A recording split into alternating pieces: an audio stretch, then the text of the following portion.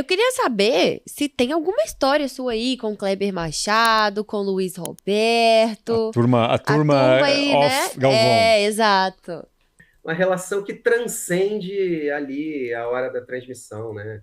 Principalmente com o Luiz Roberto. O Kleber, tirando aquela temporada de 2020, o Kleber sempre narrou menos Fórmula 1, porque tinha muito uma questão também que o Kleber era muito estratégico para o futebol de São Paulo. Então não dava para o cara narrar Fórmula 1 de manhã ou futebol à tarde. Uhum. Né? Ele era muito estratégico ali para a audiência, para a estratégia mesmo, para o editorial do futebol. Com o Kleber eu fiz menos. Mas sempre foi tudo bem também. Né? Sempre tive uma troca muito legal com o Kleber. Ele falava as coisas para mim, eu falava as coisas para ele, a gente trocava. Essa temporada de 2020, que eu já falei, foi muito legal, porque até a gente tinha que dar feedbacks para os nossos talentos. Uhum. E eu dei um feedback ao fim desse ano para o Kleber, feedback estruturado mesmo, a empresa te obrigava a fazer isso. Junto com o Jorge Guilherme, que era o gerente de futebol, e eu, o gerente de Fórmula 1. Hoje o Jorge Guilherme é o diretor de eventos. Hoje ele é o cara que dirige as transmissões da Globo, né? O chefe das transmissões da Globo. Mas naquela época ele era o gerente, ele era um par meu em futebol e eu em Fórmula 1, e a gente foi dar o feedback juntos para o Kleber. Ele falou a parte de futebol e eu fui, quando ele acabou a parte de futebol, comecei a falar com o Kleber. Falei, Kleber, se a gente pudesse fazer um gráfico, né, de análise do seu desempenho nas transmissões de Fórmula 1 esse ano, é um gráfico crescente, totalmente para cima. Porque a gente sabe que você começou mais se reambientando a Fórmula 1, mas como você teve uma sequência, uma coisa que você sempre reclamou também, né, que você sempre fazia uma, duas corridas, parava, aí voltava sei lá quando. Teve uma sequência um ano, então, pô, um dos maiores narradores da história da TV brasileira, fazendo aquilo com mais constância, foi pegando a mão do troço. E uma coisa muito legal do Kleber é que quando o Kleber foi narrar essa temporada de 2020, ele já não fazia Fórmula 1 com tanta frequência, a aceitação nas redes sociais foi totalmente favorável, assim. As pessoas gostaram, não sei se tinha o hoje não, hoje sim, ainda na cabeça, aquela narração icônica, que ele não gostava, mas hoje ele já aceita que faz parte realmente da história das grandes narrações da TV brasileira. Tanto é que depois ele teve um quadro, né, que era Hoje Sim, alguma coisa assim. Enfim. E a minha relação com o Kleber era menos pessoal, mais profissional, mas uma relação muito respeitosa e muito de troca. Com o Luiz eu tive muito mais contato, porque o Luiz narrou mais Fórmula 1 quando o Galvão passou a narrar menos. Eu fiz várias transmissões com o Luiz. E o Luiz é um apaixonado por Fórmula 1, ele adorava fazer. Um cara que é tipo o Reginaldo, assim, em relação ao tamanho do coração dele, ao quão gente boa ele é. É uma pessoa incrível, o Luiz Roberto. Era um prazer. E foi assim, ele e o Galvão, o Galvão, porque eu já tinha uma relação muito com ele, desde estagiário do site dele, então ele confiava muito nas informações que eu passava para ele e falava instantaneamente no ar sem questionar. O Luiz eu nunca tinha trabalhado antes, eu fui trabalhar com a Fórmula 1. Mas era assim, ó, eu falava qualquer coisa no ouvido dele, ele botava no ar e falou, cara, assim, você é um baita profissional, eu sei da sua dedicação ao produto Fórmula 1 aqui na Globo, eu sei que tudo que você vai me passar é para o bem da transmissão, então tá tudo certo. O que você me passar, eu vou botar no ar, não tem problema nenhum. Então, era um cara extremamente generoso, né? E um cara que se dava bem com todo mundo também, né? Uma pessoa incrível. O Luiz Roberto é uma pessoa incrível.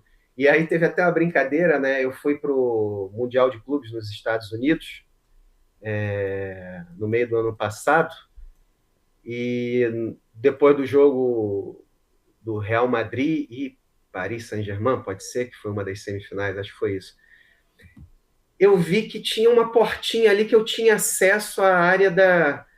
Eu não tinha, né, como torcedor. Eu falei, vou dar um migué e vou lá que eu quero falar com o pessoal da Globo. Eu sei que o Luiz Roberto tá aí. Peguei meu filho, fomos passando, já era depois do jogo, então a fiscalização já não estava muito forte. Eu cheguei ali onde ficam as cabines, não é cabines, né, são aquelas baias de transmissão, né, uma do lado da outra, uma embaixo da outra, na arquibancada mesmo.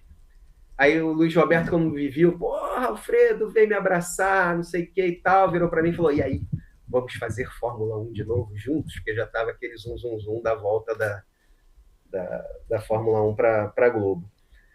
E é um cara que eu até gostaria de ver narrando Fórmula 1, mas talvez para ele hoje, já no estágio que ele assumiu, uma espécie de substituto do Galvão na hierarquia lá dos narradores da Globo, ele é peça fundamental no futebol, então talvez estrategicamente não seja interessante tirá-lo do futebol. Mas é isso, é um cara que foi muito especial para mim, Luiz Roberto. Um coração e uma pessoa incrível. Legal. Fechando essa parte dos narradores, depois eu vou ter uma outra pergunta para ti. O Sérgio Maurício, muita gente não se lembra, mas ele também fez parte do Sport TV, inclusive também narrando pela Globo algumas corridas em que a Globo não pôde passar ao vivo, né? Vinha geralmente ali um VT, não sei se acho que depois do Fantástico ou do Domingo Maior, não sei. Você chegou a trabalhar com ele? Como é que foi esse relacionamento? Muito. Serginho é um querido, né? Serginho é uma pessoa muito querida. A gente trabalhou junto na Globo. Quando eu cheguei em 2012, não sei se vocês vão lembrar, a Globo transmitiu toda a temporada, voltou a transmitir toda a temporada da Stock Car ao vivo, às 9h30 da manhã, antes do Esporte Espetacular, ou na abertura do Esporte Espetacular. Não lembro se já estava dentro do programa ou se entrava a gente, quando terminava a gente jogava o programa. Mas, enfim, transmitia as 12 etapas e precisava quem vai narrar Stock Car na Globo? Aí, numa reunião, eu fui um dos que colocou o nome e as pessoas ali, os diretores e tal. Não, então vamos com o Sérgio Maurício. Então, eu fiz uma ou duas temporadas inteiras de Stock Car com ele na Globo. Depois a Globo passou a transmitir só a corrida do milhão e decisão do campeonato. Era o Serginho também narrando, né? O Serginho tem uma história muito engraçada que ele adora. O Serginho é o maior contador de histórias do mundo, né? Vocês já devem ter entrevistado ele. Sim.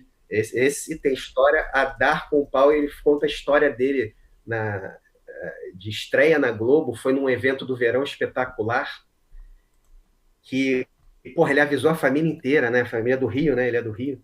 Aí a família inteira foi para frente da televisão para ver. Eu não lembro se era a descida das escadas de Santos. Era um desses eventos que tem do Esporte Espetacular, que fica dentro do Verão Espetacular, que é dentro do Esporte Espetacular no início do ano ali, mês de janeiro, fevereiro, quando não tem muita coisa, criaram essa faixa Verão Espetacular. Teve a invasão de um morro aqui no Rio, então o jornalismo assumiu, ficou horas com aquele negócio ao vivo, só para o Rio de Janeiro, e o Verão Espetacular foi para o resto do Brasil. Aí o Sérgio Maurício estreou na Globo, só que a família dele não viu, porque estava tendo a invasão do morro. Mas o Serginho foi isso, ele narrava a Fórmula 1 no Sport TV, fazia os treinos classificatórios, fazia aquela...